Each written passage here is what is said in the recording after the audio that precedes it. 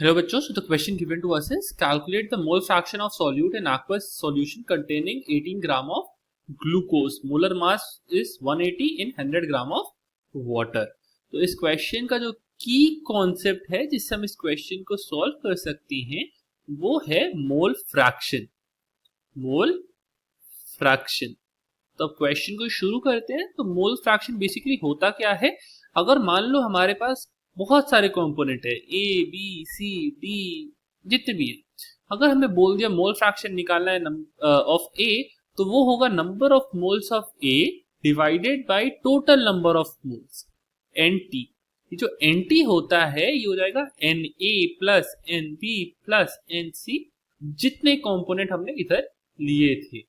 तो इधर हमें क्वेश्चन में गिवन है कि हमारे पास है सॉल्यूट इन, हमें बेसिकली निकालना है मोल fraction of solute in aqueous solution containing 18 gram glucose. 18 ग्राम हमारे पास ग्लूकोज का है और हमारे पास है 100 ग्राम ऑफ वाटर. ठीक है, तो हमें बेसिकली क्या करना होगा, हमें इसका नंबर ऑफ मोल्स निकालना है, इसका नंबर ऑफ मोल्स निकालना है, फिर हम मोल फ्रैक्शन निकाल सकते हैं. Number of moles is basically equals to given mass upon molar mass. molar mass.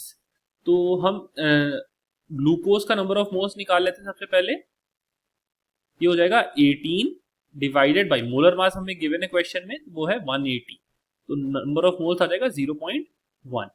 Similarly अगर हम number of moles of water निकालें वो हो जाएगा हमारे पास 100 divide by molar mass, that is 18. 18 होता है मोलर मास ऑफ वाटर.